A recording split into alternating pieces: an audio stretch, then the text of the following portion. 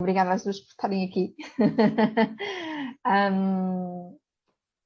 Só para também ficar como histórico, uma breve introdução em relação a cada uma.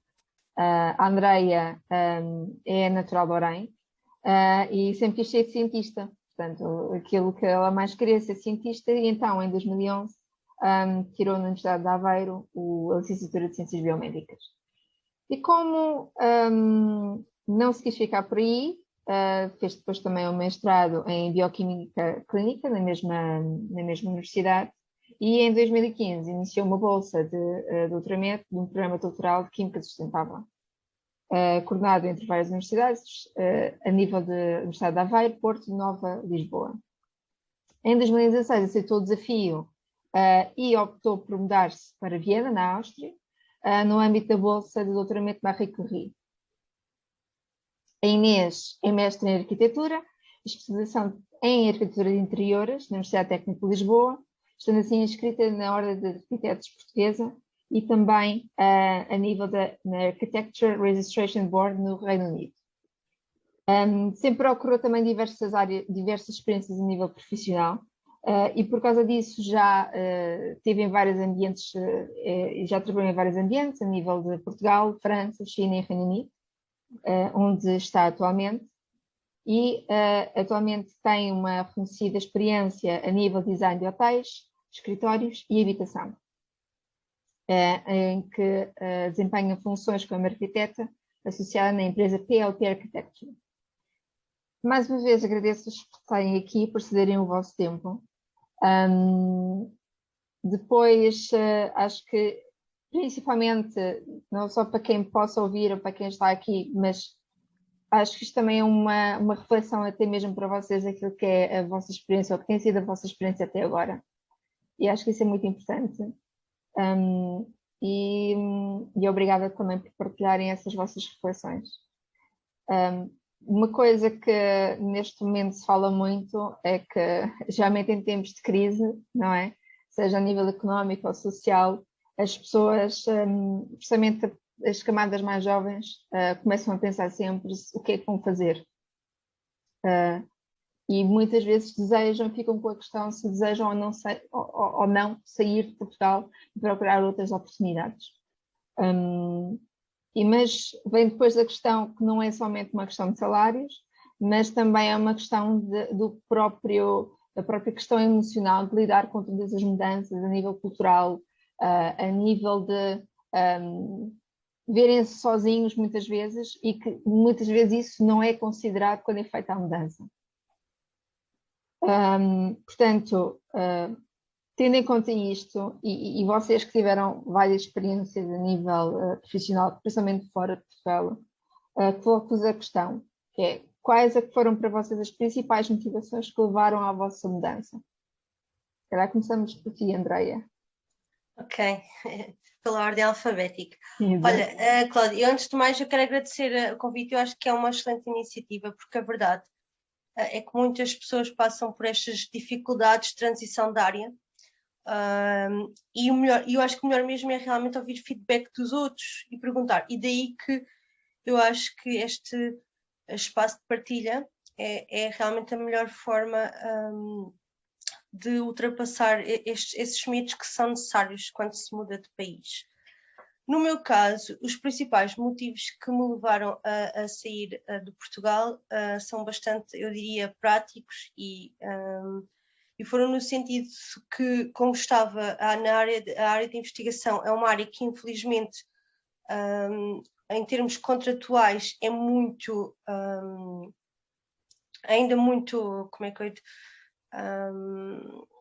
ainda não está muito bem definida, e portanto eu senti a necessidade de procurar trabalho na área de investigação, mas que tivesse depois a parte de contrato muito mais estruturada, o que não acontece em Portugal.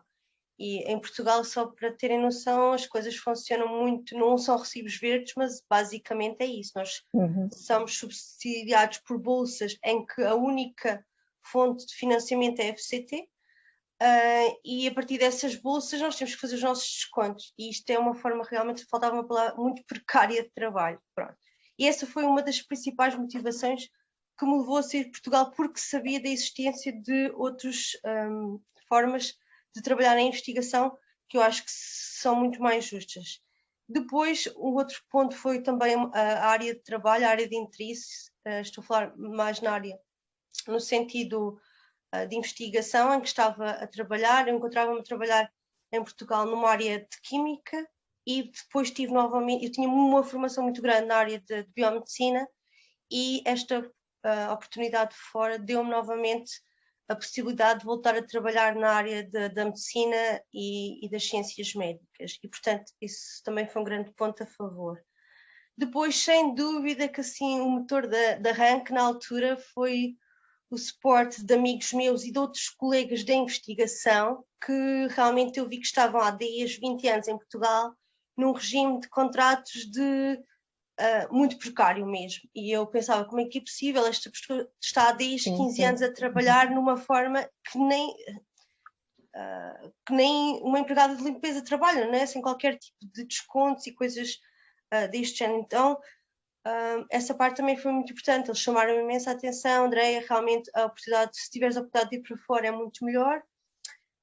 A verdade é que eu nunca tinha considerado ir para fora e, portanto, também não tinha nenhum país em mente, também não tinha muito conhecimento em termos de países fora e realmente quando concorri para um projeto que tinha a possibilidade de ficar em diferentes países e depois a história desenvolveu-se toda por aí, mas foi mais um conjunto de fatores, eu diria, muito esta história da parte de contratos na parte da investigação e depois a área de interesse e novamente esta história do feedback dos outros dizerem é melhor fazeres isto porque lá fora é assim, porque aqui estamos assim, então isso foi muito importante.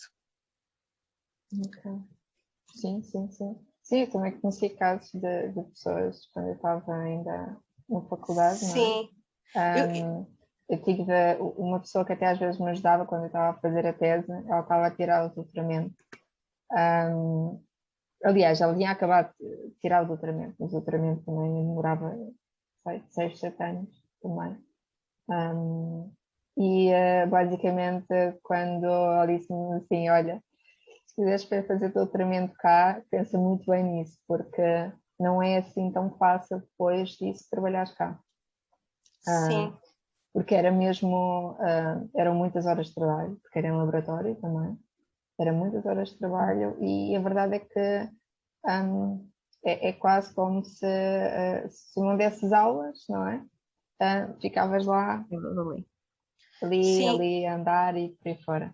E não uma era... das grandes nuances da investigação é o facto de não termos horários fixos. Exatamente. Isso faz com que a maior parte, isto é a realidade, eu nunca conheci pessoas que trabalhassem menos. Eu conheço sempre pessoas que trabalhavam 10, 12, 13, 14 horas, devido ao facto de não haver estes 9 às 5, digamos assim. E isso é um ponto também muito, eu diria, duro para quem trabalha na investigação, porque quando começamos, normalmente estamos tão motivados que nem nos lembramos que não é ok trabalhar tantas horas porque não é ok. Nem somos nem há extras, não é? Sim, e, portanto, um ponto que queria tocar exatamente e que também é muito importante para quem faz doutoramento, que é, há uns anos atrás, quem fazia doutoramento, eu diria a maior parte era absorvido pelas universidades, acabava por ter uma posição de professor. Isso não é a realidade de hoje em dia, a realidade de hoje em dia é bem diferente. E ao contrário de certos países, como eu estou, por exemplo, agora na Áustria ou da Alemanha, ou mesmo na Inglaterra, como está a Inês, estes países têm uma absorção de pessoal que fez doutoramento muito maior que Portugal ainda não consegue ter, infelizmente, nem nas universidades, nem nas empresas. Sim. Não, eu conheci uma pessoa que fez doutoramento, era mais na área de engenharia física. E ele era mesmo muito bom. E em Portugal ele não conseguia encontrar trabalho. Portanto, ele foi para o MIT. Sim, mas lá está, não consegues. Então, se fores muito bom, sim. Mas era engraçado porque eu até gostava porque ele tinha cá a família e já era casado, tinha filhos. E a verdade é que teve que ficar na família e teve que ir morar para outro país porque cá não encontrava, porque ele tinha habilitações a mais. Sim.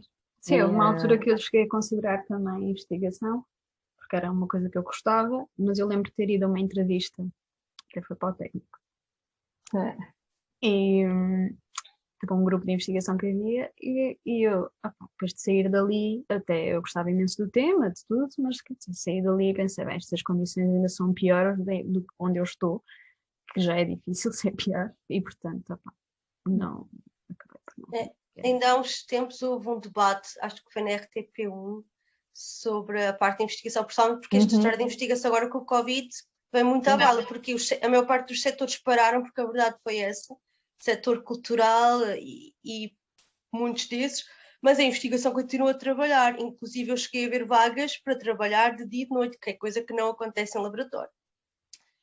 E acho que isso também demonstrou, eu fiquei contente, mas ao mesmo tempo revoltada por a sociedade finalmente perceber que realmente a área é importante, mas em termos de contratos é completamente precária. E então, em Portugal, ainda está negra, eu diria. Então, mas agora é mais difícil. E do teu lado, Inês, quais é que foram as tuas principais motivações que Eu acho levaram a que mudar? para mim foram mudando ao longo do tempo. Não foi eu como mudei 3 vezes, digamos assim, no geral. Eu acho que cada vez foi um bocadinho, as razões foram um bocadinho diferentes e acho que se foram tornando cada vez mais, se calhar, maduras emocionalmente do que foram no início. No início eu acho que foi muito, eu tinha muito, não era, claro que a parte profissional e aquilo que nós ouvíamos na faculdade, aquilo que nos esperava, não era muito entusiasmante a nível de condições de trabalho. Mas depois eu também sempre tive um grande desejo de ir para fora e de conhecer outras realidades, mesmo a nível profissional e pessoal. Portanto, eu acho que no início foi muito mais o desejo de conhecer outras coisas do que propriamente o ter a estabilidade financeira ou pronto, ou as condições de trabalho. Eu até acho que depois de falar com muita gente, sei lá, ao longo do tempo, eu percebo que muitas vezes as pessoas saem porque querem escapar um bocadinho da sua realidade, não só de Portugal, mas às vezes pessoal. Se bem que isso depois vai tudo atrás de nós, eu acho. Mas eu acho que isso também nos faz crescer e perceber o que é que queremos. Pronto, e, portanto, no início foi muito mais pela aventura, eu acho. E depois, sim, no final já foi uma escolha por estabilidade financeira, por estabilidade pessoal, por ser aquilo que continuava a fazer sentido, tendo em conta a realidade em Portugal. Acho que foi um bocadinho por aí. E antes de vocês partirem, quais é que foram as vossas, quais é que foram as preparações, ou o que é que tiveram que pensar antes de ir? Olha, eu não tive, em quase todas não tive muito tempo porque as primeiras foram por bolsas, que eu acho que no início é uma coisa que a pessoa tem que fazer algum tipo de preparação, acho que é a parte financeira, em geral, é a base, porque vai ter um impacto. E no início isso foi um bocadinho mais fácil para mim, porque foi através de candidaturas de bolsas, mas a última já tipo, como eu já sabia que havia a haver gastos iniciais, já tinha alguma base. Acho que é uma coisa importante de ter. Mas pronto, a maioria das vezes foi tipo de uma semana para a outra, ou seja, o máximo que acho que eu tive foi um mês de preparação. E portanto aí acho que o principal, que é a primeira fase mais conturbada, que é procurar sítio onde ficar, como é que o sítio, eu acho que é pesquisar ao máximo, perceber como é que o sítio funciona, como é que o alojamento funciona, que tipo de apoio eventualmente vais ter por onde tu vais. Pesquisa sobre o mercado profissional, perceber como é que as pessoas trabalham, como é que te podes adaptar da melhor forma. Acho que foi um bocadinho por aí que em cada uma das situações eu fui. Mas não sei, contigo, Andréia. Sim, concordo plenamente contigo, é verdade. Um dos pontos principais, principalmente, eu diria, para os portugueses, e não vou estar a falar, porque eu acho que o poder económico dos portugueses é relativamente mais baixo se estivermos a falar, quando eu falo de colegas aqui na Áustria ou na Alemanha, mais facilmente pensam em mudar de país porque têm outro poder económico. Então eu diria que depois, dependendo muito da situação pessoal, a parte financeira é importante a ter em conta, mesmo tendo bolsas ou mais tarde estarmos, por exemplo, eu vim para um contrato, é preciso sair com, eu diria, com algum background, principalmente porque temos que pagar alojamentos com antecedência, rendas que são, normalmente aqui, por exemplo, onde eu estou são 2 ou 3 meses com antecedência. Certos países, como eu estou, pedem cauções também muito grandes, estou a falar de valores entre os 1.500 e 2.000 euros, e portanto é preciso ter algum dinheiro de parte. Depois depende muito da situação, muita gente pode contar com a parte familiar. Eu já tinha feito alguns trabalhos e, portanto, é sem dúvida um ponto de preparação.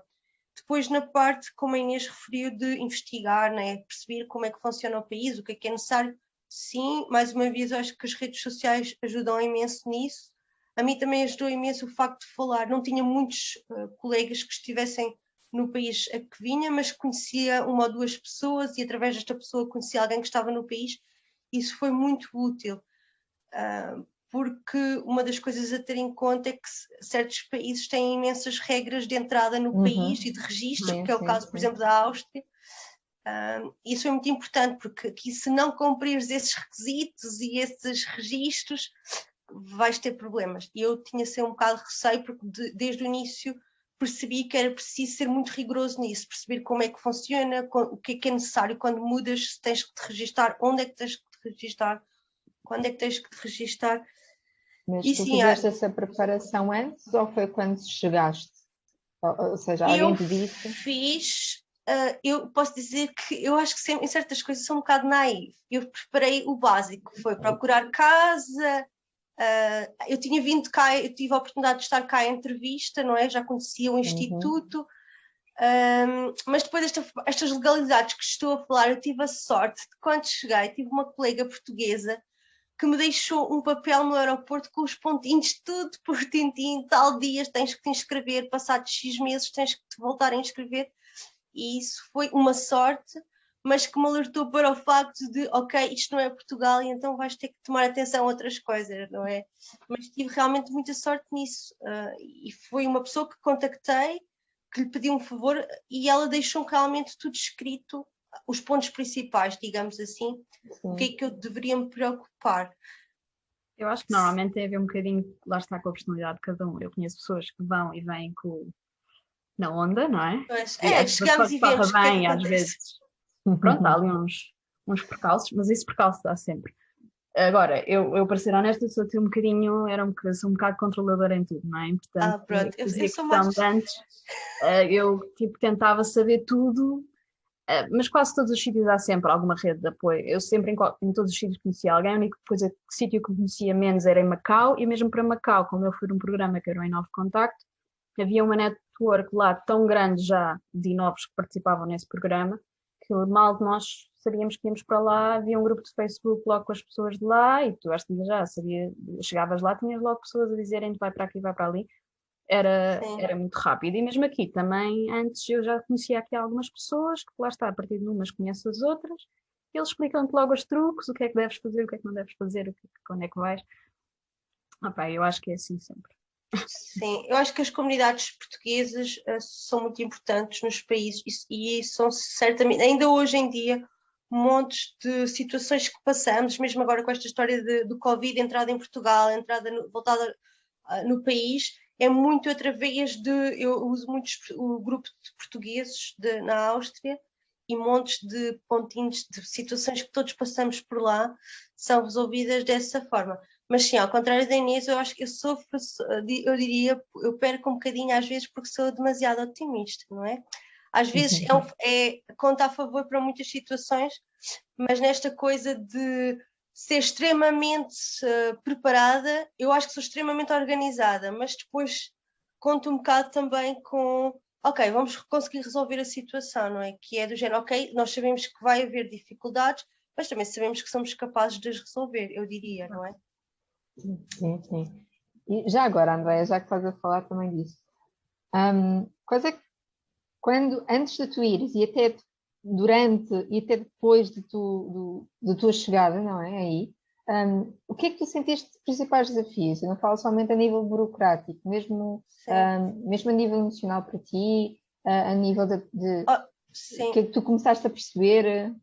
Eu posso dizer que quando vim os primeiros tempos foi tipo uma honeymoon. Eu acho que, eu não sei se eu lembro-me de aprender os diferentes estágios de uma pessoa que se muda para fora e eu realmente passei por esses diferentes estádios. O primeiro, eu realmente estava super motivada, apesar de ter sido uma decisão, não era aquilo que eu procurava, mas a partir do momento que eu tomei a decisão, sim, eu vou, eu estava super feliz da vida. Então, os meus primeiros tempos foram muito bons. Eu diria a única questão foi que eu não estava à espera, e eu acho que lembrei-me há pouco tempo dela, parece banal, mas não foi, para mim foi muito difícil, foi a questão da comida e da alimentação. E eu não sou uma pessoa esquisita, eu diria que em Portugal posso ser considerada uma pessoa muito boa de boca, sou uma pessoa que não tenho muitas restrições, não tinha. Mas o primeiro mês aqui foi horrível, porque é diferente, a comida nos países é diferente, e para mim isso foi difícil, porque a verdade é que nós precisamos de manter uma boa alimentação para depois manter uma boa atividade física e mental. Claro. E para mim foi muito. O primeiro mês eu acho que quase que subi às paredes porque eu não conseguia encontrar nada que realmente me identificasse. Foi muito difícil a adaptação à comida, eu diria. E depois também, parecendo que não, apesar de ser Europa, a cultura do país, o modo de ser das pessoas também foi um bocadinho difícil. Foi difícil ao ponto de os primeiros tempos que ligava para casa, eu tinha há um bocado de expressar a frustração que era ter que lidar com, é difícil dizer, talvez uma certa frieza, uma certa antipatia, parece que a pessoa está sempre contra ti, sabes? Ou parece que estás sempre a ser, de certa forma... Sim, isso foi difícil, eu lembro-me nos primeiros tempos depois eu tive que interiorizar que não era nada pessoal, que não era comigo, que é a forma deles serem, mas isso foi difícil porque não estamos habituados. Hoje em dia, quando eu volto a Portugal, volto a ter esse choque, que é o contrário, que é o contraste, que é sentir o calor das pessoas que realmente é tão diferente, sabes? Eu depois fico, mas as pessoas em Portugal são todas tão pipis a falar, sabes? Porque aqui é sempre tudo tão straightforward, estás a ver? Então, quando eu volto a Portugal, volto a ter esse choque. Às vezes são coisas que também, estas idas e voltas, não é só sair, é depois também quando voltamos. Mesmo que seja só por 15 dias ou o que for. E outro ponto que eu diria, no caso que estou num país que não tem o inglês como idioma principal, obviamente é a língua, sendo que lá está, a minha característica de optimismo deixou esse ponto de lado, que foi, ok, eu não vim para cá para aprender alemão, o meu trabalho não era necessário alemão, então eu nunca achei que o alemão fosse necessário. Até um dia. Até que chegar. Não foi quando... Quer dizer, sim. Olha, vou contar um engraçado, difícil. Por exemplo, no aeroporto, uma palavra que dá imenso jeito é perceber onde é que é a saída, não é? Porque temos imensos corredores, andas por ali perdida. E, portanto, dá imenso jeito de perceber onde é que é a saída. Só que, obviamente, que não havia saída nem exit, não é? Então, eu tive que lidar com a palavra Ausgang. E eu, Ausgang, então andei ali perdida para sair do aeroporto, porque não fazia a mínima ideia onde é que ia sair. Então, em certa parte, algumas coisas são engraçadas, mas depois tens outras situações, eu diria, mais tristes. Uma das coisas, por exemplo, que aprendi imenso através da ISEC foi o facto de que quando estamos num grupo internacional com diferentes pessoas, diferentes países, é muito importante manter uma língua em comum. E aqui, obviamente, aconteceu várias vezes eu estar em grupos em que eles simplesmente falavam alemão e não, eu diria, não é que não queiram saber, mas não têm a empatia de perceber que está ali uma pessoa que não fala a mesma língua e, portanto, tu sentes-te um bocadinho mal.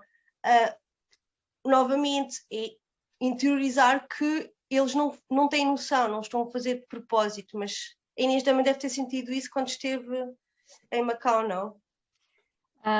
É assim, em Macau nós acabávamos por lidar muito com a comunidade portuguesa, com bastantes estrangeiros, e depois, não é que tu não tivesses contacto com a comunidade macaense, Que, pronto, também tinha a parte de às vezes achares que vais falar com um chinês e ele saber falar português. Essa é a particularidade de Macau. Mas acontece muito que a maioria dos macaenses não fala nem inglês nem nada. E, portanto, aí é a mímica, pronto.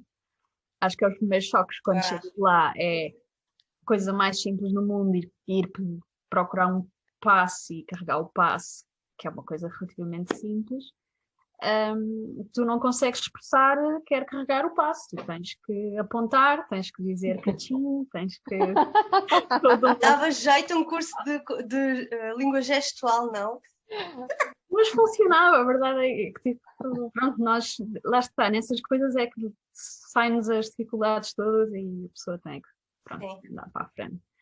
Mas lá está, essa parte social acabava por... a comunidade chinesa, então em Macau também, a maioria não é muito, não é que não seja aberta, mas demora o seu tempo.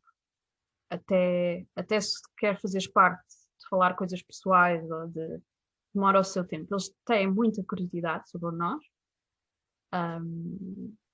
Então se for uma menina loirinha ou um menino loirinho, a curiosidade ainda é maior porque não se costuma ver muito. Tem muita curiosidade de saber sobre a Europa, de onde nós vimos, mas criar realmente uma amizade é pouco. Isto com as pessoas consegues falar minimamente, senão não vai existir sequer contacto e pronto, e é só aquela base de quando vais lidar com alguém para teres um serviço ou qualquer coisa. Mas pronto, opa. Em França foi onde eu senti mais isso, porque eu quando fui para a França ainda não me adaptava assim muito bem. Cheguei lá e o meu francês era quase nulo, apesar de tinha família lá francesa que me tentou ajudar ao máximo. Eu fiz um curso de língua, estava a fazer um curso ao mesmo tempo daqueles que existe nos councils.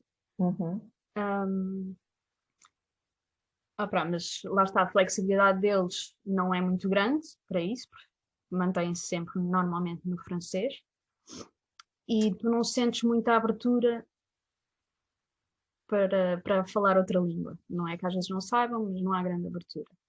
E lá está, em nível social, se tu não tiveres, se calhar, algum contacto com português aqui ou ali, ou com outras línguas, acabas por às vezes estar num grupo em que as pessoas estão todas a falar em francês e tu apanhas aqui um bocadinho, aqui e ali, mas depois... Mas lá está, é que foi como tu disseste, André, uma pessoa aprende que as pessoas adaptam-se umas às outras e também perceber que não é pessoal. Sim, exato, acho que também, é verdade. Também, por exemplo, aqui Londres tens de tudo. Mas também lá estás, toda cada cultura tem a sua... reage da sua maneira, vive da sua maneira. Nós em Portugal somos muito tu cá, tu lá e toda a maioria das pessoas, vá. Aqui, quando tu chegas a uma empresa, apanhas um bocadinho todas as culturas e há muitas em que as pessoas são... Não é que não queiram criar uma ligação, só que no início é tudo muito mais impessoal do que normalmente é em Portugal. Sim. E demora o seu tempo, acho que é isso, eu aceitar que as culturas são diferentes e as pessoas são diferentes e que há um tempo. Pronto. Acho que é um bocadinho por aí. Eu vou pegar nesse ponto da Inês para fazer o reverso da medalha em relação a estas culturas mais frias, digamos desta forma, ok? O reverso da medalha que eu acho é que, por outro lado, isto foi um conselho, foi um feedback que me deram logo no início, antes de eu vir para cá, foi que são pessoas extremamente confiáveis e honestas, e essa é a realidade. Aqui eu posso deixar o meu telemóvel, eu lembro-me que quando vim cá à entrevista deixei um caderno, esquecido ou o que foi, mas mesmo que seja um telemóvel aqui, se alguém encontrar um telemóvel no comboio, no McDonald's, o telemóvel é devolvido. Inclusive, eu cheguei a ter aqui uma situação com umas amigas que vieram visitar, ela esqueceu-se do telemóvel no táxi, nós ligámos e eles entregaram, ou seja, e isto é depois também verdade para outros tipos de serviços. Então o que eu sinto é que, ok, sim, eles são mais frios, eu diria, não tão calorosos, mas depois no resto, que também é muito importante, tu sabes que podes confiar, sabes? E isso acho que é muito importante, porque noutros países, não é preciso estar a nomear, em que mais facilmente as pessoas formam amizades e ligações, depois a verdade é que tu realmente não podes confiar nessas ligações da mesma forma que acontece aqui. E estou a falar a nível profissional, estou a falar a nível de serviços, que é muito importante no dia a dia. E isso acontece aqui. Eu sei que, em geral, eu posso dizer que nunca tive uma situação que eu dissesse assim: olha, esta pessoa tentou me enganar, ou isto não é correto. Não, isso nunca aconteceu. E foi realmente um feedback que tive de uma colega que cá tinha estado, e ela disse-me: André, eles são pessoas extremamente confiáveis, extremamente honestos, e sim, e é a opinião que mantenho. Olha, isso é bom saber. É engraçado, não é? Por acaso Não, eu acho que por acaso aqui. Mas talvez também porque acabam por ser pessoas, uma cultura também se calhar um pouco mais com regras. Então para eles é uma Sim. coisa muito mais normal, Sim. não é? Eu acho que sim, também pode ser por aí, sim. Por ser uma questão de ética e de regras. Exatamente, sim. Porque isso também tem a ver, porque é a questão do nosso autocontrole. Está ligado à nossa capacidade de nos controlarmos ou não perante as situações, é como eles conseguem ter um autocontrolo maior, não é? Sem dúvida. Então, quando há determinadas situações, eles, ok, mas eu vou pela parte que é lógica, que é aquilo que é a regra. Sim. Não, aqui honestamente é um bocadinho aqui em Londres. Sinto isso. Sinto que tu nunca sabes muito bem. Ok. Tanto pode aparecer uma pessoa como pode aparecer outra pessoa, tu tens que ler conforme, porque não, lá está, não há uma linha, não é? Tu não tens só britânicos. Exato. Portanto, Sim, se aparecer um britânico, tu já sabes mais ou menos que aquela pessoa vai ser daquela maneira, mas pronto, se for outra pessoa já pode ser completamente diferente e, portanto, é um bocadinho de selva, tu nunca sabes muito bem com o que é que contas. Eu acho que em Londres já tens uma grande mistura muito grande de culturas diferentes e nacionalidades. A Áustria, nesse sentido, ainda é muito mais, eu diria, naiva, ainda é muito mais no seu. Apesar da capital, tu viveres muito bem com o inglês, eu durante os 5 anos que cá estou, não precisei muito bem de saber alemão, consegui encontrar a saída. Mas não é tanto, com certeza, como a Inglaterra, que já tem muito, muito mais nacionalidades, sim. Uma coisa, Inês, porque é que tu, quando sempre que tu te mudaste para vários países, não é? E principalmente para agora, não é? Atualmente, tiveste assim alguma coisa assim que foi mais desafiante, que tu tiveste de lidar, e falo também num ponto de vista mesmo para ti, enquanto pessoa, porque também sei que tu és muito de pessoas, então essa parte... sim, eu acho que a parte social, mesmo que nós mudamos muito quando fazemos este tipo de... quando vamos viver para um outro sítio, dependendo de quanto apoio tu tens ou não, tu aprendes bastante sobre ti e sobre os outros também. Mas eu acho que para mim o mais difícil, sim, foi a parte de socializar com as outras pessoas, porque eu no início era muito fechada, ainda sou um bocadinho, e lá está, quando tu sais, vais lidar com outras pessoas, vais lidar com outras realidades, e nem sempre vais à primeira ser bem recebida ou ser abraçada. E então há ali um momento em que tu tens que aprender a estar sobre as tuas pernas e a não balançar tanto e perceber que demora o seu tempo. Ou seja, agora para mim, no início, quando eu vim para aqui, apesar de já conhecer aqui algumas pessoas, portanto foi fácil, mas foi aceitar que ia haver percalços. Aceitar que eu mesmo a nível pessoal, se calhar não me ia sentir sempre super positiva e super bem e está tudo sempre bem. As primeiras vezes quando eu saí de Portugal, isso foi um choque um bocadinho maior a nível pessoal, das coisas serem muito diferentes e às vezes não correrem bem, e o saber lidar com isso acho que foi o mais complicado. O estar longe de casa, que é uma coisa que eu acho que se aprende com o tempo, nunca se está 100% ok com isso, mas aprende-se a estar melhor. No início tinha muito mais saudade, era muito mais difícil, era quase ter a pessoa tem que constantemente estar a programar quando é que vai a Portugal, que é para quase custar menos aqueles meses. Agora até agora com o Covid, isto não custou muito, já foi, de repente isto já é um bocadinho a tua casa, e tu já gostas daqui, já tens uma parte do teu coração aqui, uma parte lá, e há este cai lá que tu aprendes a lidar e acho que vai ser sempre difícil. Acho que qualquer pessoa, mesmo que seja completamente desligada, acho que vai ter sempre ali e alturas que são mais complicadas, mas aprende-se. Aprende-se a ver o que é de bom cá e o que é que tens de bom cá e o porquê é que estás aqui. Acho que é o lembrar todos os dias porque é que estás aqui. Isso é uma ótima, mesmo em nível de sugestão, não é? É lembrar todos os dias porquê. Sim, em qualquer sítio. A Andrea está ali a pensar. Sim, porque às vezes quando nos tentamos focar muito em tentar compreender e o porquê e a resposta, às vezes não encontramos logo, às vezes não existe e às vezes pode nos levar um bocado a saturar esse ponto e a criar algum conflito interno. Então, às vezes há certas coisas que não têm explicação imediata, mas sim. Às vezes eu não... já cheguei a comentar contigo, Cláudia, eu tive por uma vez também assim, uma grande crise de existencialidade aqui, fora eu diria assim a maior, que foi depois de um período em que estive doente e que me obrigou a parar. Eu tinha um ritmo muito grande de trabalho e depois isso levou-me também a repensar, não é? E foi uma situação que também estava, não tinha objetivos, o que é que estou aqui a fazer, onde é que isto vai dar, pronto. Esse tipo de situação que eu também que me foi apanhada completamente de surpresa. Eu diria se calhar um bocado ao contrário da Inês, eu sempre fui, eu diria, uma pessoa bastante social e o facto de estar fora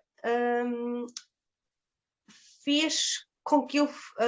foi o reverso, ou seja, tem feito com que eu me foque mais para mim e que não tenha tanta necessidade dessa parte social.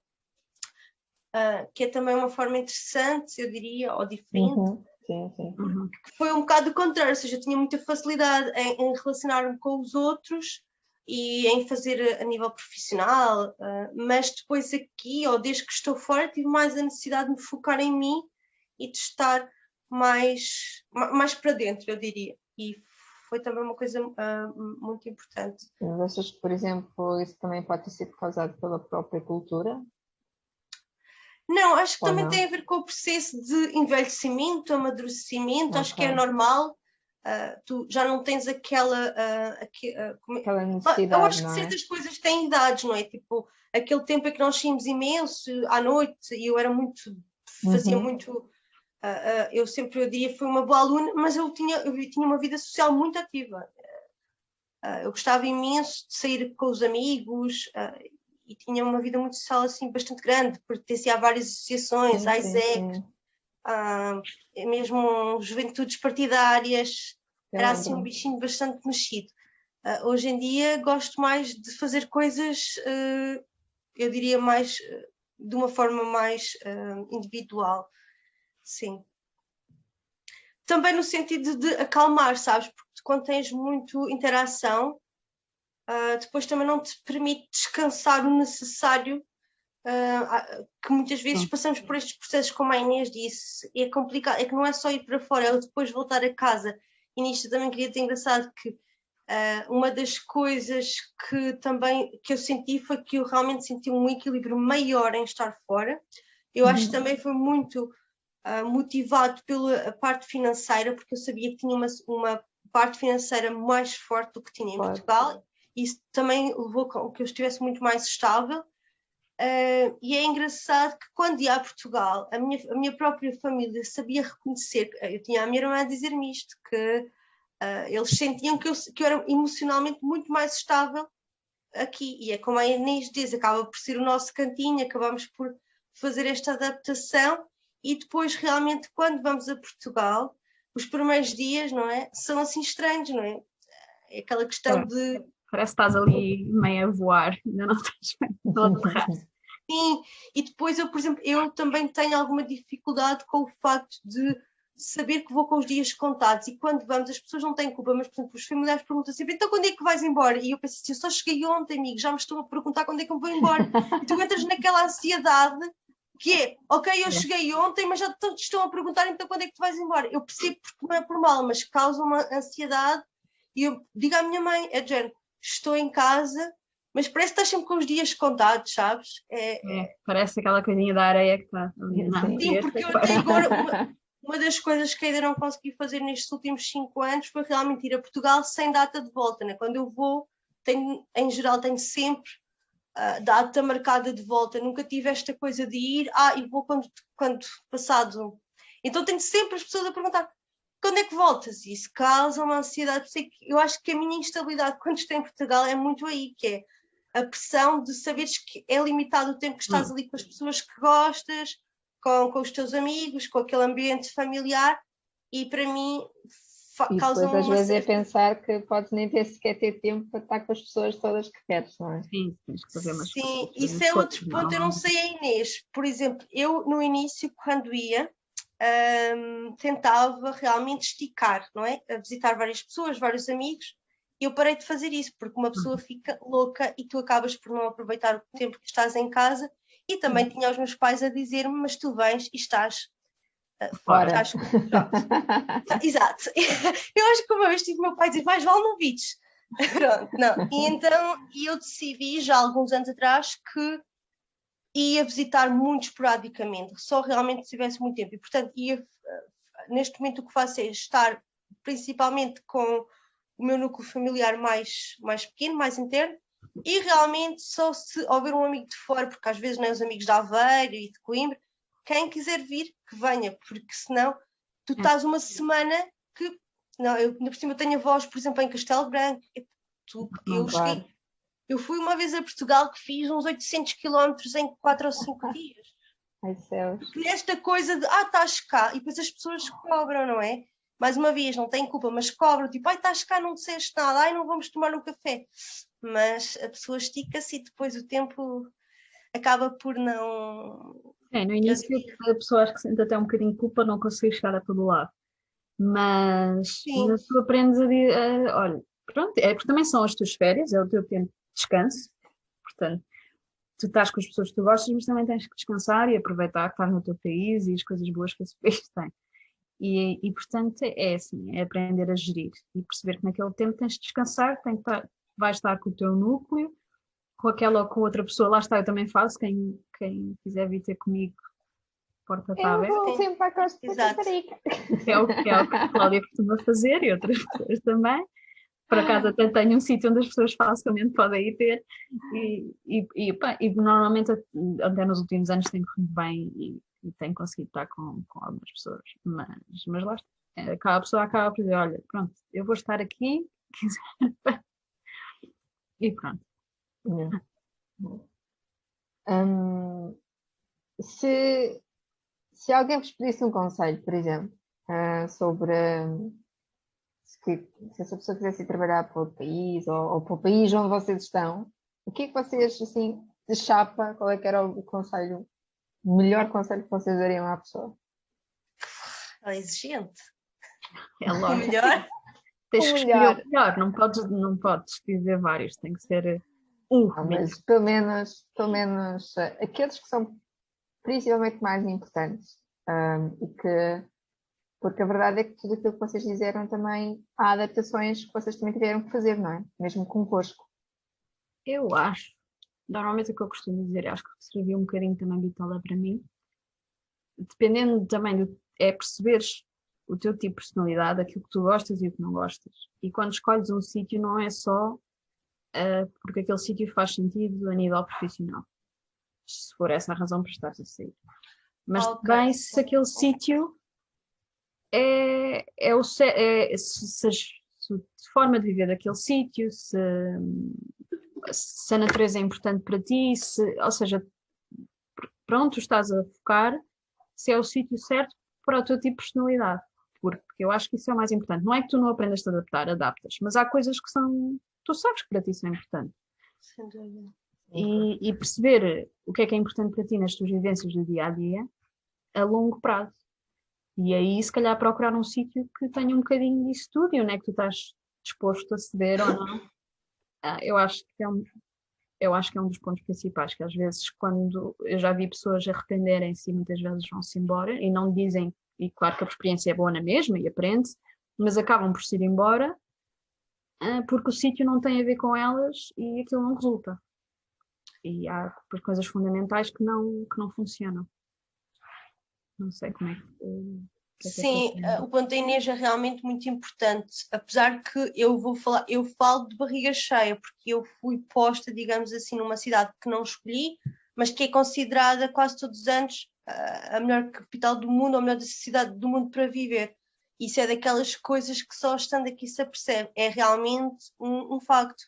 A qualidade de vida que Viena oferece é muito grande, não só em termos profissionais, mas depois em termos culturais e sociais. E é uma cidade que oferece um pouco de tudo, depois tem uma rede de transportes, uma ligação espetacular, super barata, pronto, tem imensos pontos e realmente daquilo que conheço, percebo porque é que Viena é considerada uma das melhores cidades do mundo para viver. Nem sempre podemos escolher, mas realmente o que a Inês diz é verdade. Se pudermos escolher, o ideal é sempre optar por uma cidade que tenha realmente uma oferta, eu diria, social e cultural bastante atrativa, porque uma pessoa não se alimenta só do trabalho, não é? E o trabalho, de certa forma, podes ter um cargo a ganhar muito bem, mas se estás numa cidade, por exemplo, na Alemanha, super isolada, pá, isso com o tempo a pessoa, como a Inês disse, eu também já tenho conhecimento de outros colegas que acabam por ir embora. Por exemplo, eu também passei um período na Irlanda. A Irlanda tem um salário mínimo também muito atrativo, acho que é dos melhores da Europa, mas depois é um país que chove 300 e não sei quantos dias. Não, e no mesmo dia tu podes ter as 4 estações. Não, chove, Cláudio, não te iludas. Eu, inclusive, tive a oportunidade de escolher quais eram os meses que ia, porque estive 2 vezes de estágio e eles deram, como eles sabiam que era chatinho, eles deram a oportunidade de escolher. Eu escolhi os meses de verão, porque eles disseram, os meses que chove menos. E eu passei um mês de agosto em que chovia todos os dias. É verdade. E também me lembro que o primeiro mês, que foi assim, também estava muito em baixo, porque chovia, tinha que ir para o trabalho de bicicleta, era assim chato, e a única coisa que, de certa forma, eu diria que foi o alívio era eu saber que aquilo ia ter um fim, não é? Eu sabia, mas realmente é linda, a Irlanda é lindíssima, também tem uma boa qualidade de vida, mas o facto para mim de chover todos os dias a chuva e muita umidade, tem muita umidade. Sim, nós era difícil, é difícil. Sim. Por isso, sem dúvida, o que a Inês disse é muito importante se se puder escolher realmente, quando há essa possibilidade, a parte de as diferentes características da cidade, sem dúvida, acho que se calhar então, olha, aí o Golden Advice, possivelmente, porque depois tudo corre bem quando estás numa cidade em que, ok, o dia no trabalho te correu mal, mas depois podes ir dar uma volta de bicicleta num parque lindíssimo, pá, ali, o dia de trabalho vai ser sol, não é? No dia a seguir, eu diria, mais ou menos. Sim. Eu acho que até agora com esta situação do Covid houve muita gente a decidir voltar para os seus países de origem, porque de repente as coisas perderam um bocadinho ou seja, ou porque os seus países de origem estavam um bocadinho melhores, mas alguns nem por isso, mas porque já estavam aqui há alguns anos e de repente as coisas perderam o sentido, porque já não havia a vida da cidade e a possibilidade de usufruir de uma vida social e de cultura e de tudo. Então de repente a pessoa só estava a trabalhar e houve muita gente a decidir voltar para os seus países de origem, ou mesmo mudar. Eu não tinha essa noção. Houve algumas pessoas, sim. Eu tive só na minha empresa, tive pelo menos umas 5 pessoas que resolveram. Já tinham aquilo na cabeça, não é? Claro. Mas foi tipo o momento em que. Não, depois isto assim não faz sentido. Também porque a situação da pandemia permitiu às pessoas parar para realmente repensar muitos aspectos. Durante imenso tempo era do género, ok, estamos a namorar a ideia, mas não havia tempo propriamente para assimilar e para fazer a decisão. E a pandemia permitiu isso. Eu, se pudesse escolher, trabalhava nas Caraíbas, porque, claro, não é? Porque numa situação de pandemia está perfeito. A equipa vencedora não mexe. Mas, por acaso, agora, vocês sentiram muito isso a nível da pandemia? Vocês sentiram muitas dificuldades ou desafios onde vocês estão durante este desconfinamento, não é? E eu posso dizer, a pandemia vai longa, não é? São quase 2 anos. Eu sinto que já são quase 2 anos.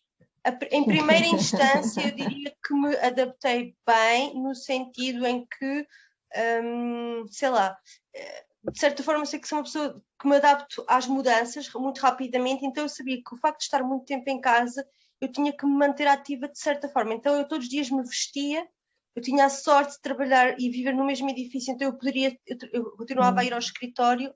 Se eu fazia a questão de vestir, trabalhar, fazer desporto em casa, e portanto eu diria que passei muito bem e achei, espetacular. Mas esta segunda já não é bem igual, porque começa a cansar, não é? Depois, em relação à diferença entre estar, obviamente, aqui e estar em Portugal estaria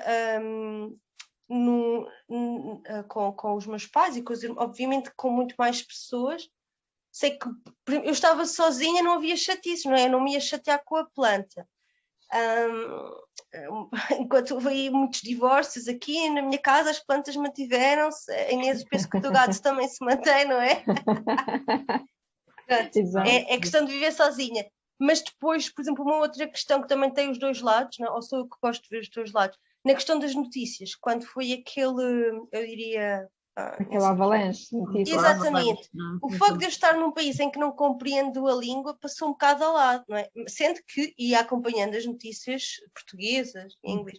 Mas, por outro lado, se calhar não apanhava tanto a parte aqui, o que também criava uma certa angústia, porque eu tinha eu diria, algum receio de não compreender o que é que teria que fazer, quais eram as regras, porque os países têm regras diferentes. Sim. Mas tentava sempre, obviamente, mais uma vez, falar com os colegas portugueses, perceber como é que estava a ser feito. Não, aqui eu acho que, lá está, eu acho que foi como toda a gente. A primeira fase foi tipo, a não ser que tu tivesses assim graves problemas ou vivesses com algumas pessoas com algum conflito. Eu por acaso, nunca vivi sozinha.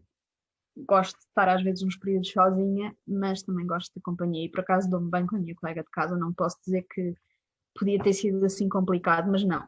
Acho que tivemos foi assim muito porreiro. Aquele primeiro lockdown foi ótimo, tipo, comecei a fazer imenso exercício, aquela coisa, a motivação estava em alta. A segunda já foi mais complicado, porque também foi inverno, e aquilo inverno é complicado. É puxado. E depois já começa também aquela questão de, apesar de tu lidares ok com o facto de ires a casa, de pensar se os teus estão bem, de quando é que tu vais, ou se vais, ou como é que é. Depois daqui também as quarentenas era tudo muito complicado. Ou seja, começa a haver aquele stress. Eu também fiz questão de deixar praticamente ouvir notícias, ouvia só, ou seja, regulava a quantidade, porque senão entrava um conflito de stress. Agora, o que me está a ser mais complicado é voltar, porque nós estamos a recomeçar a ir para o trabalho. E eu acho que isso é que está sempre. No início, eu acho que está a haver aquele choque de. No início sabe muito bem, tu vês as pessoas, mas depois começa a haver aquele. Eu ainda não estou muito preparada para me estarem a convidar para coisas e porque já no outro dia me convidaram e assim. Ou seja, parece que de repente, antes tu nem sequer pensava, tipo, ias e pronto. Eu agora começo a sentir alguma parte social, claro que me dou na mesma, mas já não tenho muita vontade de estar ali. E agora é o voltar para o trabalho, que eu já percebi que isto, inevitavelmente, vamos voltar. E nós já não estamos habituados. Gostei dessa, inevitavelmente. Era bom ficar em modo híbrido, mas mesmo fisicamente não estamos habituados a esta coisa de fazer para trás e para a frente, o trabalho para casa para o trabalho. E acho que vai ser um período de habituação, mas vamos ver. Mas isto é em todo o lado. Então, lá acho que tem várias profissões. Eu acho que as dificuldades da pandemia são transversais a diferentes países. Eu só queria voltar, eu lembrei-me agora de um ponto que acho que é importante, como a Inês estava a dizer, na escolha do país, é também, eu diria, a posição geográfica e a ligação a aeroportos, porque se tu vais para um país em que é difícil, estás longe do aeroporto ou os voos são muito caros, isso torna também, eu diria, um bocadinho mais difícil. Para mim, por exemplo, eu achei que realmente, mais ou menos, tive muita sorte em estar na Áustria, porque é completamente centralizada. Tu facilmente passas um fim de semana na Eslováquia, na República Checa, que foi como aconteceu, não é? A preços muito mais acessíveis e também a distância a casa, eu diria. Para mim também foi muito importante a ligação, por exemplo, ao aeroporto, não é? Eu estou 1 hora do aeroporto. Nem em Portugal eu estou em 1 hora do aeroporto, não é? Estamos, mas não tão diretamente como aqui, é só apanhar o comboio ali ao virar da esquina e estou no aeroporto. Por isso é que quando as pessoas me chateavam, tive uma fase em que viajei bastante, eu diria, pá, é difícil resistir. Eu tenho comboio na esquina de casa que está a 1 hora do aeroporto, com bilhetes a 50 euros para a Turquia ou a 100 e poucos para o Egito. Eu estava quase, também conseguia gerir isso. E acho que foi, sem dúvida, um ponto que ainda hoje me mantém aqui, apesar que, obviamente, não, agora com a quarentena, isso ficou de lado, mas eu penso que mais tarde ou mais cedo vamos poder voltar a poder voltar a viajar, espero. Esperemos de certa nós, forma. sim. Esperemos de uma nós, forma sim. mais flexível. Acho que ainda vai demorar até ser como era, mas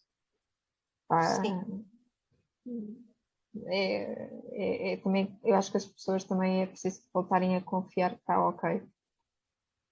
Mas é realmente um ponto importante. Por exemplo, eu hoje em dia, quando penso em mudar de país ou de cidade, considero sempre onde é que é o aeroporto. Vou sempre dar vejo o custo, não é, dos voos. Hoje em dia não dá para estimar nada, mas quando era possível. E acho que é um ponto importante. Sim, sem dúvida. Porque lá está, é um pouco como a gente está, às vezes precisamos daquela coisa de ir a casa, não é? Sim, eu acho que eu depois de voltar de Macau, quando estava para escolher um sítio, porque aí já foi a vez que eu escolhi para onde é que ia, e dentro do que ia escolher. Mas uma das coisas é não vou para um sítio 12 horas de voo. Pois. Nem pensar. De repente estás num outro fuso horário em que quer tu queira, quer não, parece que as pessoas que estão em Portugal estão noutra vida paralela, em que tu está tudo bem, mas quando tu, sei lá, se acontece alguma coisa, ou seja de um lado ou do outro, tu queres chegar lá rápido ou queres contactar alguém rápido, tudo se torna muito mais complicado. Sim, por isso, mesmo tu estando lá e podendo viajar para uma série de coisas, uma série de sítios do outro lado, naquela zona do mundo, mas não é o teu sítio, não é a tua casa, e portanto acho que sim, isso é uma das coisas que também quando voltei foi logo, não, eu não vou para um sítio a 12 horas de voo, isso nem pensar. Portanto, lá também é a pessoa perceber para aquilo que quer e aquilo que está preparado para lidar. E agora uma pergunta para Queijinho. Queijinho. Vamos, se eu pudesse dar-vos um queijinho. Vocês um dia pensam em voltar a Portugal, tipo, de vez? Ou nem por isso? Sim. Não, sim. Sim, não vejo isso acontecer tão cedo, nem pensar. Até pode acontecer não voltar, já voltar muito mais tarde, se acabar por fazer completamente a minha vida aqui, mas logo se vê. Daqui a uns anos eu programaria voltar, sim. Provavelmente para trabalhar por conta própria, nunca por empresa, mas também depende muito de como as coisas evoluírem. Pois eu ia perguntar isso, que é para ti, o que é que te faria voltar? Tinha que ter alguma estabilidade financeira, ou a possibilidade de ter uma estabilidade de vida. Porque eu também sei o que é voltar depois de estás algum tempo fora. Não voltei em definitivo, mas voltei. E no início é tipo, cais um bocado do cavalo, porque não sabes muito bem para que lado é que te viras. Estás no teu país, mas as pessoas seguiram com a sua vida, têm as suas coisas, e tu de repente estás no teu país, mas não estás. Estás ali, mas não tens sítio, tens a casa dos teus pais, ou tens uma casa, se arranjas uma casa, mas de repente os teus amigos têm a sua vida e não tens uma vida tua. Então vais estar ali um bocado durante uns meses meio perdido, a voltares a encontrar um sítio. E portanto também é ter consciência disso, eu sei que isso vai acontecer, e teres um plano, porque é teres um plano do que é que vais fazer e o que é que é que podes contar. Portanto, eu acho que para mim vai ser isso. Nessa altura, provavelmente será para trabalhar por conta própria, não estou a ver de outra forma, a não ser que isto remoto mude muito. Mas sim, gostava muito de voltar um dia, se a coisa se proporcionar. Mas também se a minha vida profissional aqui seguir por outro rumo que não me dê essa abertura, provavelmente irei ficar por cá, mas para ver. É deixar a coisa rolar, como costuma dizer. E tu, Andréia? Eu diria que por motivos profissionais não. Eu acho que só voltaria assim nos próximos anos por um motivo de força maior pessoal.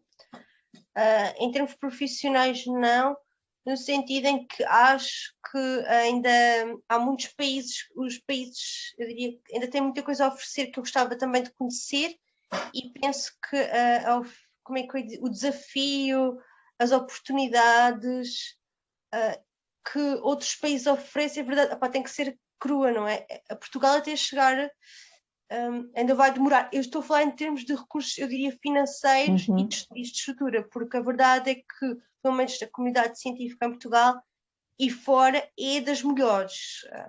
Eu depois vi isso, que a investigação que é feita em Portugal e os cientistas em Portugal, portugueses são muito, muito bons. E eu, por exemplo, tinha um certo receio quando vim para cá de, ok, eu sou portuguesa e a Áustria e os alemães, não é? Os prémios Nobel. Eu cheguei uma vez a ter um comentário do género, não houve um, em geral, não é? São muito raros. Isto para dizer que, então, portanto, em termos profissionais, penso que não. Mas da mesma forma que estive 26 anos em Portugal, não é? E nunca pensei em sair, não diria desta água não beberei, não é? Pode acontecer, para já não está nos planos.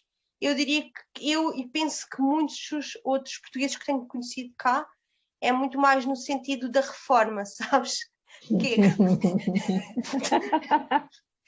Mas muito, também muito engraçado, não é só os portugueses, eu tenho de vários estrangeiros, principalmente, eu diria, chefes que já se estão a reformar e pessoas nessa faixa etária que perguntam, então, aliás, pediram conselho, quanto é que custa uma casa em Portugal, qual é a melhor região para viver? Não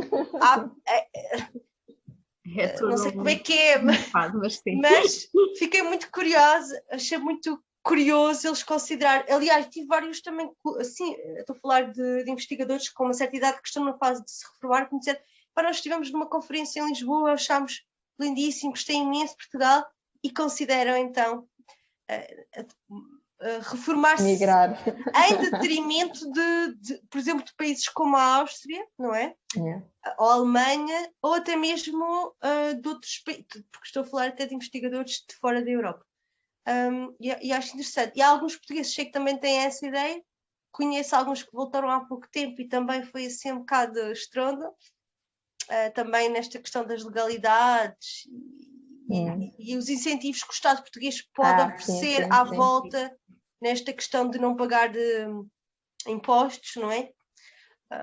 Parece apelativa funcionar, não é? Funcionar. Sim. E em termos profissionais, para já, eu acho que é, para mim, mais apelativo o estrangeiro, porque ainda tem alguns países que gostava de trabalhar, sim. Ok. Bem, já estamos na nossa hora. Não sei se vocês gostavam de falar de mais alguma coisa que tenha faltado. Não, eu penso que se calhar, uma das coisas que não falámos aqui, eu acho, e que acho que é importante não só na questão de mudar de país, mas depois em outras coisas, mas especialmente quando se muda de país. E um bocado, eu não diria perder o medo, mas tentar ultrapassar, não é? Porque obviamente toda a gente tem medo. E como a Inês disse, a verdade é essa. A verdade, acho que a melhor forma de ultrapassar esse medo é realmente ter a consciência que nem tudo vai correr bem, mas que temos a capacidade de ultrapassar, e quando não ultrapassar, pá, amigos, não é? Há coisas que não correm, a vida não é toda às bolinhas amarelas e cor-de-rosas. Temos os pretos e os cinzentos, e isso faz parte também. Portanto, eu acho que é o não ter medo, não é? Um bocado, eu diria também, acreditar, não é? Na nossa capacidade de ultrapassar.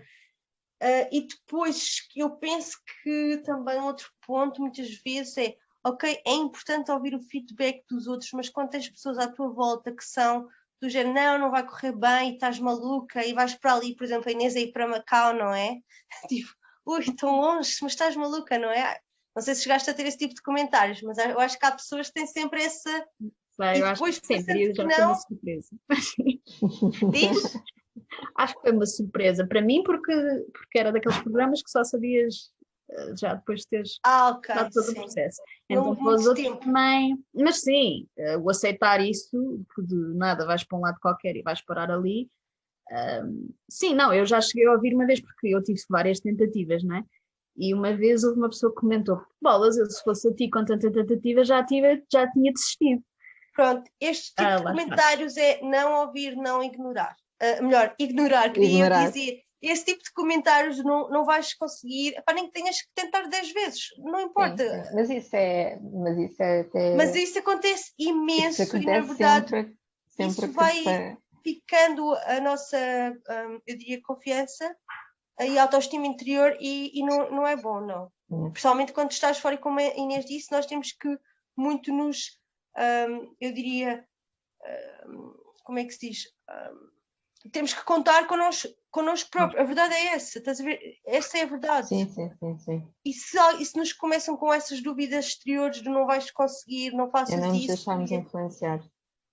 Não, vamos conseguir, é possível. Saber, já fizeram também. Mas pronto. Sim, é possível. E normalmente é sempre enriquecedor. Mesmo quando não corre pelo melhor, que às vezes acontece, é sempre enriquecedor. Tu aprendes sempre e vives sempre coisas que eu acho que valeram sempre a pena. Exato. Eu acho que mais vale arriscar e não ser sucedido, não bem sucedido, digamos assim, do que estar naquela indecisão de não sequer tentar, não é? De nem sequer tentar. Então aí eu acho que é pior. E fazê-lo, mas lá está, sempre fazê-lo com responsabilidade, ir ver o que é, falar com eles, perceber o que é que se está a propor, não é? E a partir daí, sim. O que é que tens a perder aí? Outra coisa que, por exemplo, na minha área que é importante e que eu na altura que não dei muito valor e que também contou bastante, é tentar, minimamente, dentro do possível, conhecer com quem vamos trabalhar, principalmente as chefias. É importante ter um feedback, falar com alguém que já trabalhou, perceber, porque realmente eu não avaliei muito bem essa situação e depois isso é um fator muito importante e de certa forma nem sempre conseguimos ter, se calhar, um feedback honesto, mas é um fator a ter em conta e a tentar conhecer as chefias. Eu, por exemplo, sempre tive um bocadinho de sorte, mas, por exemplo, a minha colega Sávia, que eu já conheci cá, ela é portuguesa, mas ela quando veio para cá, lá está, também veio nem veio para longe, veio para uma cidade que fica a cerca de uma hora de Londres.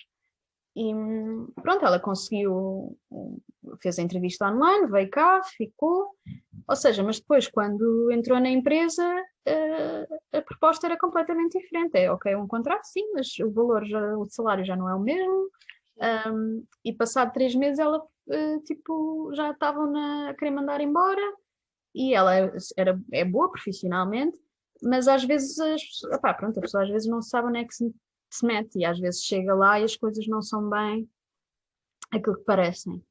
E a pessoa depois tem ali um período complicado até conseguir sair dali e fazer a sua vida. E estamos a falar quando tu já fizeste um investimento gigante para ir para um sítio. Não é a mesma coisa de estás no teu país e há ali um trabalho que não corre bem, mas pronto, tens a tua base. Não, fizeste um esforço gigante de mudar de país, de teres uma casa, de tudo e mais alguma coisa, e de repente as coisas chegas e exatamente. As coisas correm mal, não é?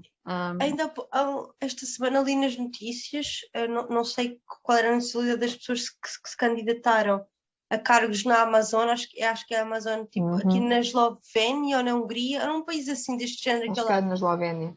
Tu viste essa notícia, Cláudia? Eu fiquei. Vi. Em que eles, não sei se queres contar-te como é que... Não, já estás a falar, conta. Não, o que eu percebi da notícia foi que as pessoas foram recortadas, não é? Que já estavam lá está neste processo que quem está a falar de arranjar casa, já estão Exatamente. inclusive no país e depois receberam um e-mail do género, não há vaga, não Já não há é? vagas. Yeah. Já não há lugar para vocês. Esse é difícil de controlar, sem dúvida de controlar, mas Não. É, Sim, porque as pessoas já sempre um bocadinho já pela tinham risco, finalizado praticamente o processo de recrutamento, já os tinham dito que iam ficar. mas Sim. tomar algumas precauções. Ser esperto e de fazer uso das redes sociais e daquilo que temos a favor de nós, que é todas essas conexões online e que são possíveis. Sim, por exemplo, no meu caso também é possível, que eu na altura passou um bocado lá, que é avaliar o currículo das chefias, no sentido de que na investigação há publicações online e tu consegues perceber pelo nível de publicação que tipo de não diria que tipo, mas o nível por aí, que depois também reflete muito. Eu sou muito apologista de que, eu diria, de uma forma assim muito banal, se a pessoa também não é boa pessoa, também não vai ser bom profissional. Isso reflete-se, não é? Quando tu vês que profissionalmente Sim. depois há algum ali, e que foi um bocado o meu caso, foi difícil, foi muito difícil essa parte, mas pronto, foi uma aprendizagem, espero, grande. Porque lá está, nem tudo é belo e amarelo. Eu calhei num excelente país, com excelentes condições, a nível de contrato, em termos de área profissional, o projeto de investigação era excelente, mas tive uma chefia muito dura, muito manipuladora, muito difícil de lidar, porque realmente não tive o cuidado de verificar, porque ele já tinha problemas com alunos do passado. Ok. Sim, verificar o histórico, não é somente dos... Mas lá está, eu como comecei a conversa, há uns anos atrás era assim muito... eu tenho uma parte ainda muito naiva, muito Peter Pan, muito ingênua, sabes? E depois, pronto, aconteceu. Ok, bem. Obrigada, Se não há mais nada que queiram falar ou que queiram perguntar também, deixa eu pensar aqui alguma coisa. Ok. Pronto, mais uma vez agradeço por vocês terem estado aqui. Acho que sem dúvida que muito daquilo que vocês falarem das aprendizagens e adaptações que vocês tiveram a fazer, acho que são super úteis a quem queira ou quem tenha ambições, seja que motivo for, ou por salário, ou por mudar de país, ou por querer outros desafios, não é? Mas que tenha consciência que há adaptações que têm que ser feitas e que com certeza também vão ter que ter algumas aprendizagens. Agora, há aprendizagens que podem ser mais duras que outras. Portanto, se houver aqui alguma informação antes, não é? Uma preparação prévia, é sempre muito diferente do que ir para algo, não é? Enfrentar algo. Sim, eu até, pronto, acho que ambas nós tivemos a possibilidade de vir já com trabalho, não é? Eu já uma vez tentei ir para um sítio procurar, mas também tenho muitos amigos que vêm e vieram sem nada, não é? Alugam um sítio para ficar e começam a procurar. E isso também apresenta os seus desafios, mas lá está, é como tudo, é preparação, é perceber o mercado, é perceber para onde é que se vai e ter alguns contactos de base. É muito por aí. Sim, e ainda voltando a este último ponto que estava a falar, coincidindo com essa tal preparação, que passado estes 5 anos eu noto que essa bagagem está muito mais madura. Por exemplo, eu há uns meses atrás rejeitei uma proposta, um convite, o que seja, para Harvard, que é, na minha área, considerado o top dos tops, Harvard, MIT, por aí fora. E eu rejeitei. E quando rejeitei, óbvio, as pessoas mais próximas de mim ficaram escandalizadas. Então, mas estás louca, vais rejeitar uma proposta de Harvard. E eu rejeitei porque tive a oportunidade de conhecer outras pessoas que trabalharam para a chefia e era intragável. E aí joga, ok, tu queres então ter um estatuto tão grande profissionalmente, não é? Sendo que os Estados Unidos, pelo menos na minha área, é uma ponta de dois bicos. Porque tens a parte, o avanço tecnológico, mas depois em termos de contratos e financeiros não é dos melhores. Pronto, mais uma vez a rejeição desta proposta foi baseada nessa preparação prévia que eu tive de ir saber quem é que é esta pessoa. Não é? Sim. Porque lá está, muito facilmente uma pessoa aceita uma proposta. É Claro. Harvard, né? Um programa do MIT, blá blá blá. Irrecusável. Mas eu. Agora já a pessoa fica escaldada. Mas quando eu ouvi, e depois tive a sorte de ser um amigo que tinha trabalhado comigo cá, que tinha trabalhado também com essa pessoa. Neste momento está em Espanha a trabalhar com português. Pronto, o mundo, né? Quando ele me descreveu o perfil da pessoa profissional, eu pensei nem pensar, ia-me cortar os pulsos passado 2 semanas, não sei. Pronto, estou a exagerar, mas sim, é muito importante a preparação. Sim. Bem, então deixo-vos mais uma vez obrigada. Um grande beijinho para as duas, para o Reino Unido e para a Áustria. E depois pronto, aquele café, como é que era? O café e... Café e as bolachas, a gente vai... Vamos... Sim. Ao que tu quiseres, pode ser caracóis e... Como é que é em Lisboa que se diz? Uma imperial, não é? Exatamente. Eu fico só com a imperial, que eu não gosto de caracóis. Dependendo da altura do ano. Temos que tratar disso. Sim, Cláudia, no que quiseres estás à vontade. Eu no início também queria, eu acho que é muito interessante, por exemplo, hoje estamos aqui, uma pessoa, eu diria, né, alguém que está áreas muito diferentes, não é? Investigação, arquitetura, e tu mais agora na área da consultadoria. E eu acho isto muito interessante, porque, por exemplo, na vertente da investigação, quando trabalhamos em projetos, para mim os melhores projetos que dão resultados é quando tu trazes pessoas de diferentes áreas e trazes diferentes ideias, diferentes formas de trabalhar, e esse tipo de iniciativas e projetos para mim é a melhor forma de trabalhar, porque imagina que éramos só aqui arquitetos, ok, até funcionava se fosse um tópico de arquitetos, não é? Mas quando temos pessoas de diferentes áreas, com diferentes experiências, acho que a experiência é sempre muito mais enriquecedora, por isso eu acho que foi interessante conhecer a Inês, senhora arquiteta. Gosto muito de ter amigos arquitetos. Tenho aqui também muitos amigos arquitetos na Áustria. Muito interessante. Eu só tenho ficado onde ficar. São sempre aqueles que nós, por exemplo, não sei, agora isto é outro assunto, mas o que acontece muito, por exemplo, na faixa etária que estamos, é que depois começamos a pedir, olha, não queres aí fazer o projeto da minha casa, sabes? Estás a fazer este tipo de pedido às coisas. Nós, na verdade, eu e a Inês, já há muitos anos, não sei se ela se lembra, quando ainda estudávamos, acho que estávamos no último ano, e eu estava em engenharia do ambiente, não é? E ela em arquitetura, e então nós até dizíamos, não, nós um dia até vamos montar um hotel sustentável, porque eu trato da parte do ambiente, ela trata da parte da arquitetura do hotel. Ok, eu sou relações públicas, tá, meninas? Vou trazer o pessoal da Áustria, da Alemanha para os investimentos. Pronto, olha, boa noite da minha parte. Boa noite para vocês e um grande beijinho. Tchau, beijinhos. Deus.